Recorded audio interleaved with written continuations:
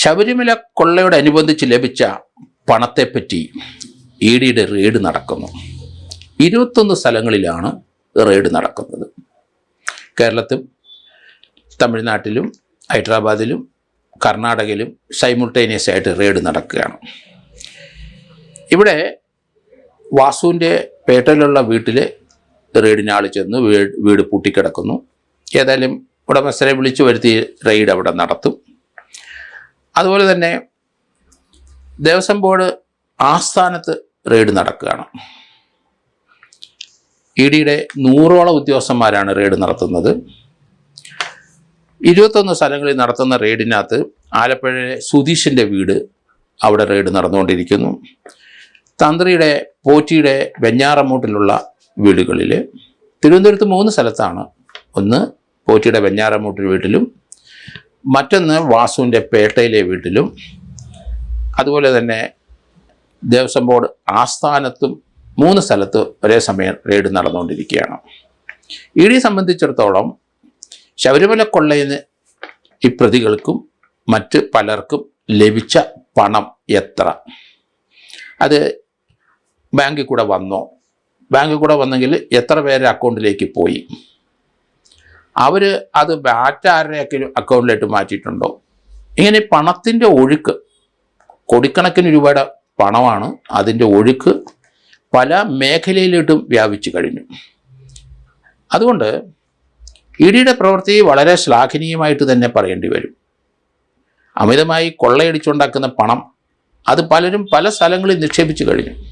സ്ഥലമായിട്ടും വീടായിട്ട് വാങ്ങിച്ചും വീട് പുതുക്കാനും അതുപോലെ തന്നെ വിദേശയാത്രകൾ നടത്താനും ഒക്കെ അവർ തുനിഞ്ഞിട്ടുണ്ട്. ഒരു മന്ത്രി 13 പ്രാവശ്യം വിദേശയാത്ര നടത്തി ഏതൊക്കെ രാജ്യങ്ങളിൽ പോയി. ഒരു യാത്രയ്ക്ക് നമുക്കറിയാം 5 ലക്ഷം രൂപയെങ്കിലും ആകും. എത്ര ദിവസം താമസിക്കുന്നു ഒരു പ്രസക്തമായ കാര്യമാണ്. അത് ആ യാത്ര ചെയ്ത ആളാണോ പണം മുടക്കുന്നത്, അതോ ഈ കൊള്ള നടത്തിയവർ സ്പോൺസർ ചെയ്തതാണോ?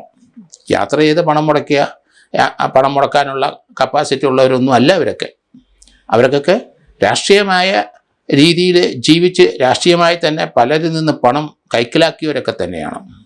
അതുപോലെ തന്നെ ഈ കൊള്ളയുടെ ചുക്കാൻ പിടിച്ചത് ആരൊക്കെയാണെന്നൊക്കെ ഇപ്പം വന്നു കഴിഞ്ഞു. ശബരിമലയിലെ ആ ദേവനെ സംരക്ഷിക്കേണ്ട അവർ തന്നെയാണ് കൊള്ളയ്ക്ക് നേതൃത്വം കൊടുത്തത്. ഹൈക്കോടതി അത് തന്നെ പറഞ്ഞു കഴിഞ്ഞു. കാരണം നേരത്തെ മുതൽ സംശയിച്ചത് ഇപ്പോൾ അത് കൃത്യമായിരുന്നു, ഇതൊരു പകൽ കൊള്ളയാണ്.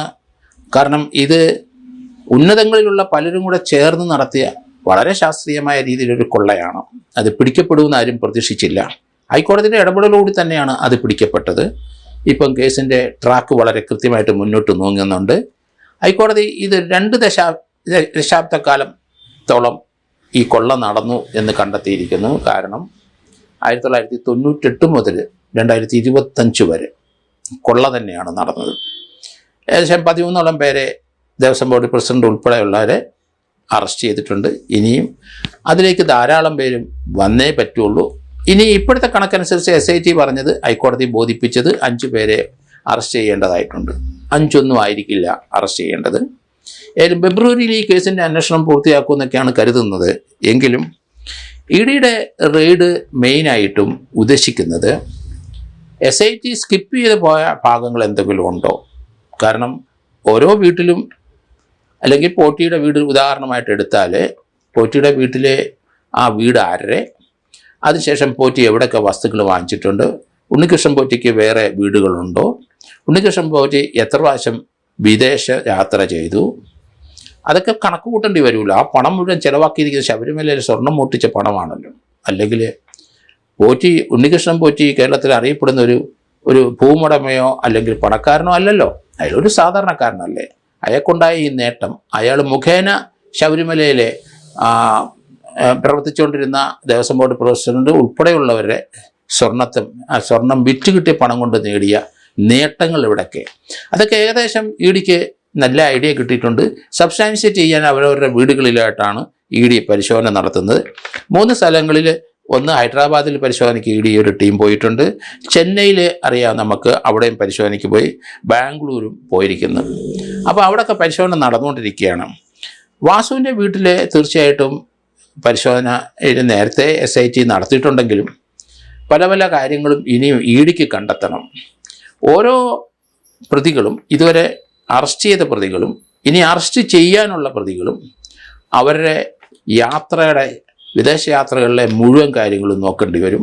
അവർ എത്ര പ്രാവശ്യം വിദേശത്ത് പോയി, അവരുടെ ഭാര്യമാരും മക്കളും കൂടെ പോയിട്ടുണ്ടോ, അപ്പോൾ അത് കൂടുതൽ ചിലവല്ലേ, ആരാണ് ആ പണം മുടക്കിയത്, ആരാണ് അതിൻ്റെ സ്പോൺസർ, ഇങ്ങനെയുള്ള കാര്യങ്ങളൊക്കെ ധാരാളം മേഖലയിൽ അന്വേഷിക്കേണ്ടി വരും. ചിലപ്പം ഉണ്ണികൃഷ്ണൻ പോറ്റിയും അതുപോലെ ദേവസ്വം ബോർഡ് പ്രസിഡന്റുമാർ ഇവരൊക്കെ ബുദ്ധിജീവികളാണ് മോഷണക്കാര്യത്തിൽ. അതുകൊണ്ട് ഈ തൊണ്ടി സാധനം വിറ്റുവരുന്ന പണം എങ്ങോട്ടൊക്കെ ആരുടെയൊക്കെ അക്കൗണ്ടിൽ പോകണം, ഡയറക്റ്റ് ആരുടെ അക്കൗണ്ടിൽ പോകുമെന്ന് ഞാൻ കരുതുന്നില്ല. അത് പല പല അക്കൗണ്ടിൽ മാറി മാറി അവരവരുടെ കയ്യിൽ എത്തിച്ചേരുന്നതാണ് മനസ്സിലാകുന്നത്. ഏതായാലും ഏതൊക്കെ ബാങ്കിൽ ഈ 13 പ്രതികൾ ബാങ്കിൽ അക്കൗണ്ടുണ്ട്, ആ അക്കൗണ്ട് വിവരങ്ങളെല്ലാം ED ശേഖരിച്ചിട്ടുണ്ടെന്ന് ഞാൻ കരുതുന്നു. കാരണം അതിലെ വന്നുപോയ പണങ്ങൾ അതെങ്ങോട്ടൊക്കെ പോയി, വളരെ ശ്രമകരമായ ഒരു ജോലി തന്നെയാണ്. അതുകൊണ്ടാണ് ഈ 100 സ്ഥലങ്ങളിൽ ഒന്നിച്ച് റെയ്ഡ് നടത്തി ആ കാര്യങ്ങൾ മുഴുവൻ പരിശോധിക്കുന്നത്. 100 ആൾക്കാരെ ഉപയോഗിച്ചിട്ട് പരിശോധന നടത്തുന്നത്. 21 സ്ഥലങ്ങളിലാണല്ലോ ഈ റെയ്ഡ്. പത്മകുമാറിൻ്റെ ആറന്മുളയുള്ള വീട്ടിൽ ഇപ്പോൾ റെയ്ഡ് നടന്നുകൊണ്ടിരിക്കുകയാണ്. അതുകൊണ്ട് പത്മകുമാറിൻ്റെ നേരത്തെയുള്ള സംഭാഷണങ്ങളൊക്കെ നമ്മൾ കേട്ടു. ഡിഫെൻഡ് ചെയ്ത് പറയുന്ന സംഭാഷണങ്ങളൊക്കെ എത്ര ചാതുര്യത്തോടും കൗതുകത്തോടും ഒക്കെയാണ് നമ്മളത് കേട്ടുകൊണ്ടിരുന്നത്. പക്ഷേ അത് മുഴുവൻ കള്ളങ്ങൾ നിറഞ്ഞ സ്റ്റേറ്റ്മെൻറ്റുകളാണ് എന്ന് നമുക്ക് മനസ്സിലാകുന്നുണ്ട്. അതുപോലെ പേട്ടയിലെ വാസുവിൻ്റെ ആദ്യകാലത്തെ പ്രതികരണങ്ങളൊക്കെ നമുക്ക് ഓർമ്മയിൽ വരുന്നുണ്ട്. പെരുന്നയിലെ മുരാരി ബാബുവിൻ്റെ വീടും ഇപ്പോൾ റെയ്ഡ് നടക്കുകയാണ്. അതുപോലെ തന്നെ പത്മകുമാറിൻ്റെ ആറന്മുളയിലുള്ള വീട് കിച്ചമ്പറമ്പിൽ വീട്ടിലാണ് ഇപ്പം പരിശോധന നടക്കുന്നത്. ആലപ്പുഴയുള്ള സുധീഷിൻ്റെ വീട്ടിലും നടക്കുന്നുണ്ട്. വെഞ്ഞാറമൂടിലെ നമുക്കറിയാം പോറ്റിയുടെ വീട്ടിലും, പോറ്റി ആ ശബരിമലയിലെ അവിടുത്തെ ചില വിഗ്രഹം കൊണ്ട് വെച്ചെന്ന് പറയുന്ന സ്ഥലങ്ങളിൽ ആ വീടും റെയ്ഡ് നടക്കുന്നതായിട്ടാണ് മനസ്സിലാകുന്നത്. ചെന്നൈയിലെ സ്മാർട്ട് ക്രിയേഷൻസിലെ ED പരിശോധന ഇപ്പം നടന്നുകൊണ്ടിരിക്കുന്നു. അത് അവരെല്ലാം അറസ്റ്റിലാണ്, റിമാൻഡിലാണ്. ഇനിയും 5 പേരെ കൂടി അറസ്റ്റ് ചെയ്യാനുണ്ട് എന്നാണ് എന്നാണ് ഈ ഉദ്യോഗസ്ഥന്മാരുടെ നിഗമനം. ആ വിവരങ്ങൾ ഹൈക്കോടതിയിൽ അറിയിച്ചിട്ടുണ്ട്. ഹൈക്കോടതി കൃത്യമായിട്ടുള്ള ഡയറക്ഷൻ കൊടുത്തു കഴിഞ്ഞു. കാരണം ഹൈക്കോടതിക്ക് തൃപ്തിയായി ഈ കേസിൻ്റെ അന്വേഷണത്തിൽ. കാരണം ഇതിനകത്ത് ഹൈക്കോടതി ആദ്യം മുതലേ ഹൈക്കോടതി കരുതിയിരുന്ന ചില നിഗമനങ്ങളുണ്ടായിരുന്നു. അത് നിഗമനങ്ങളെല്ലാം 100% സത്യസന്ധമാണെന്ന് ഇപ്പോൾ ബോധ്യപ്പെട്ടിരിക്കുന്നു. കാരണം SITയുടെ വർക്ക് ഹൈക്കോടതിയുടെ ഡയറക്ഷൻ അനുസരിച്ച് നീണ്ടു കഴിഞ്ഞപ്പം കള്ളന്മാരാരൊക്കെയാണെന്ന് മനസ്സിലായി. ഏകദേശം 13 പേരെ അറസ്റ്റ് ചെയ്തിട്ടുണ്ട്. ഇനി ധാരാളം കള്ളന്മാരെ അറസ്റ്റ് ചെയ്യാനുണ്ട്. SIT വിട്ടുപോയതോ അല്ലെങ്കിൽ SIT കാണാത്തതുമായ ചില രേഖകളുടെ ഈ ഫൈനാൻഷ്യൽ കാര്യത്തിൽ ED കണ്ടെടുക്കും എന്ന് തന്നെയാണ് കരുതുന്നത്. കാരണം ആ പണത്തിൻ്റെ വ്യാപാരം ഏതൊക്കെ മേഖലയിൽ കൂടെ പോയി എന്നാണ് ED കൂടുതലായിട്ടും അന്വേഷിക്കുന്നത്. എന്തായാലും ഇതുപോലെയുള്ള സംരംഭങ്ങൾ അത് പണം മോഷ്ടിക്കുന്നവർ ശ്രദ്ധിച്ചോണം. അത് ശാശ്വതമായി നിങ്ങൾക്ക് ലഭിക്കില്ല, എന്നെങ്കിലും പിടിക്കപ്പെടും. സർക്കാരിൻ്റെ പണം മോഷ്ടിക്കുന്നവരും അതുപോലെ തന്നെ ഇതുപോലെയുള്ള സ്ഥാപനങ്ങളൊക്കെ പല സ്ഥലത്തിരുന്ന് മോഷ്ടിക്കുന്നവരും ധാരാളം മലയാളികളുണ്ട്. അപ്പോൾ അവരിലേക്കൊക്കെ അന്വേഷണം EDയുടെ വരും എന്നാണ് ഞാൻ കരുതുന്നത്.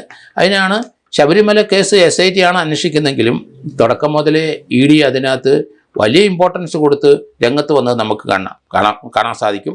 FIR പോലും അവർക്ക് ലഭിക്കാൻ പറ്റാത്ത ഒരു സാഹചര്യം നേരത്തെ ഉണ്ടായിരുന്നു. പിന്നീട് ഹൈക്കോടതിയുടെ നിർദ്ദേശം അനുസരിച്ച് കൊല്ലം വിജിലൻസ് കോടതി ആ FIR മറ്റും കൊടുക്കുകയും ചെയ്തു. അന്വേഷണം മുന്നോട്ട് പോകുന്നുണ്ട്. EDയുടെ ശ്രമകരമായ ഒരു ജോലി തന്നെയാണ്. കാരണം ഇതിനകത്ത് എത്രമാത്രം പണം വന്നു ചേർന്നിട്ടുണ്ട്, അത് ആരിലേക്ക് പോയി, അതിനകത്ത് ഏതെങ്കിലും സ്ഥാപനത്തിന് പോയിട്ടുണ്ടോ എന്നും ED നോക്കുന്നുണ്ട്. കാരണം ഏകദേശം ഒരു 100 കിലോ സ്വർണം വന്നുപോയതായിട്ടാണ് എനിക്ക് തോന്നുന്നത്. കാരണം 44-45 കിലോ ആ ശബരിമലയിലെ 98-99 തന്നെ വിജയമല്യയുടെ ആ ഗ്രൂപ്പ് കൊടുത്തതാണ്. അവിടെ മുതൽ കണക്ക് തെറ്റിയാണ് പോകുന്നത്. അത് മോഷണത്തിൻ്റെ സ്വഭാവമുള്ള ആ ജീവനക്കാരായതുകൊണ്ടാണ് കണക്ക് ആദ്യം മുതൽ തെറ്റിച്ച് കൊണ്ടുപോകുന്നത്. 98 മുതൽ ഈ കേസിൻ്റെ തട്ടിപ്പ് നടക്കുന്നുവെന്ന് ഹൈക്കോടതിക്ക് ബോധ്യപ്പെട്ടുകൊണ്ട് കൃത്യമായിട്ട് ഇപ്പോൾ ഹൈക്കോടതി അതിൻ്റെ പീരീഡ് നിശ്ചയിച്ചിരിക്കുന്നു. 98 മുതൽ 2025 വരെ.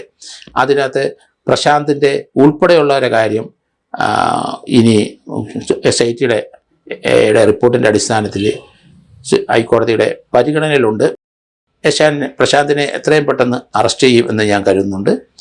ഈ ശബരിമല കൊള്ള ഒരു ഒരു ഒരു ഗൂഢാലോചനയുടെ ഫലം തന്നെയാണ് തുടക്കം മുതൽ ഇത് കൊള്ള നടന്നുകൊണ്ടിരിക്കുന്നത്.